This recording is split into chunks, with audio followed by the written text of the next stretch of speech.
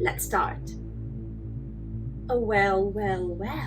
October is here, and so spooky season is finally upon us. In today's video, I'm gonna do October TBR, which is gonna be spooky and Halloweeny theme. So let's get to it. Hi, everybody, it's Isa, and welcome back to my channel. For those unaware of it, I publish bookish content every Thursday and Sunday. I mainly cover fantasy books, both young adult and adult fantasy. And so I hope you enjoy it and subscribe to my channel if you want to stay tuned. I'm setting myself to read 5 books this month, and my plan is to schedule the reading so that I'm creating this horror momentum towards the end of the month, so Halloween. The first book that I'm really dying to read is The Shadow of the Fox by Julie Kagawa. Shadow of the Fox tells the story of Yumeko, who has been trained all her life in this isolated temple to hide her nature. She is half human, half fox, and she is being charged to take care of an ancient secret scroll.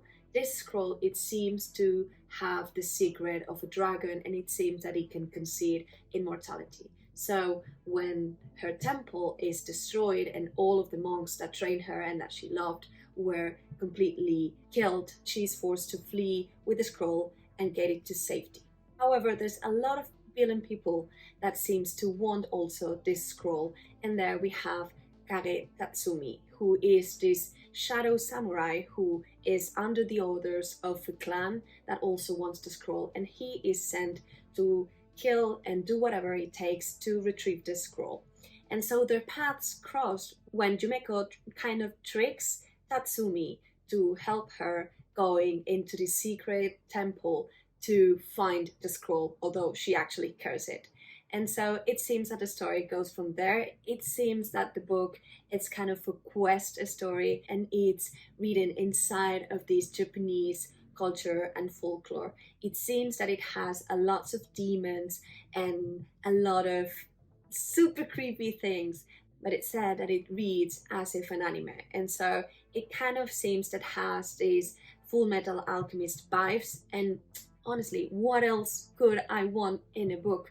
I'm hoping this book to have cheerful characters, although the topics that are being treated are actually slightly heavy and very demonic. And so let's see how it goes. This book has currently a 4.01 rating in Goodreads with a little bit more of 15,000 ratings. So I guess it will be fun. The next book that I'm really excited to read is Under the Whispering Tree by T.J. Klune.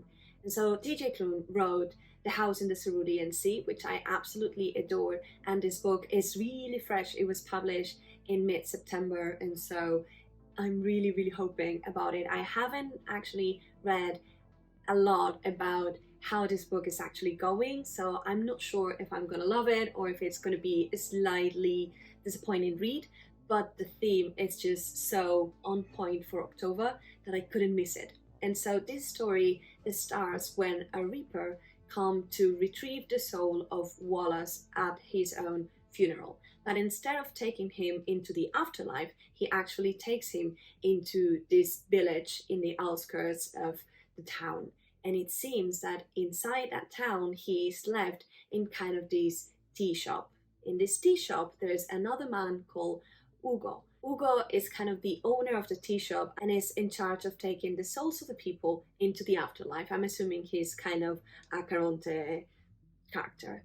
But together, it seems that Wallace is starting to learn what the life is about, and he doesn't really want to get away, but he's forced to do that, and he's granted with kind of a week to live, and that's it. So he sets himself to live that week to the fullest and then see what happens. And so this seems really cute. It currently has a 4.46 rating in Goodreads with almost 3,000 ratings, which it is in as much, and I reckon it might be, like the hype of the writer, and that the rating itself will decrease a little bit over the time, but I really think it's very good rating, and so I'm hoping this will be an amazing read. Follow me in this amazing challenge to read it. And we start now getting a little bit more dark with the next book, which is Ace of Spades.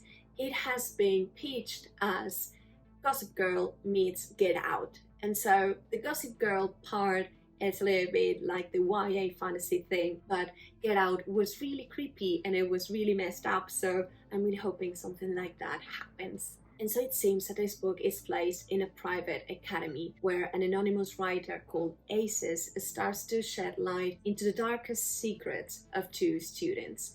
And it seems these two students are popular, they hate each other, and you don't really know who is up to who. And it seems that the story gets really entangled and really messed up. I really don't know much else beyond that a lot of people are loving this book, saying that it's really consuming, really fast paced, and that you cannot stop reading it. And so I'm all for all of that and hoping this is as phenomenal as the critics are saying. It currently has a 4.37 rating with more than 17,000 reviews, so I guess it's a pretty solid rating, which encourages me to read it. The fourth book is House of Salt and Sorrow, and it seems to be a retelling of the 12 Princes fairy tale that embed in the seaside, where these 12 sisters start dying and you don't really know what is happening. And it tells the story of Annalie, who lives in this manor by the sea with her sisters, her father, and her stepmom.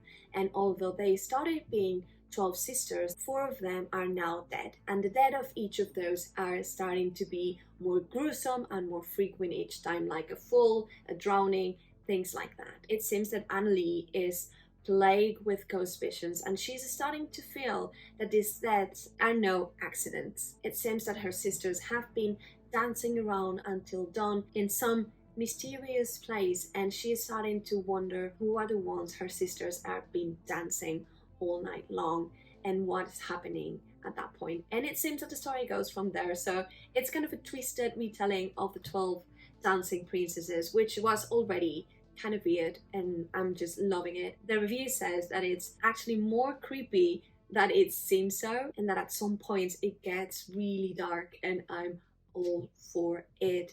I'm hoping this don't get like super gruesome, because that part is a little bit off limits to me, but well, let's see how it goes. This book currently has a 3.93 rating with more than 44,000 reviews. So although it's a little bit below the 4, and I guess that's not a really good rating when it comes to Goodreads, I really think that the amount of reviews that it has will still allow for the story to be very reasonable and very solid. And the last one, which is downright horror story, it's called Horrorstör. It seems that the story unfolds in this IKEA-like store, where every morning when the workers come to the store, it seems that the glasses are being shattered, things are in the floor, and the cameras reveal nothing, and so the managers are kind of panicking. To unravel the mystery, 3 workers volunteer to work night shifts to see what's really happening and kind of monitor the store at that point,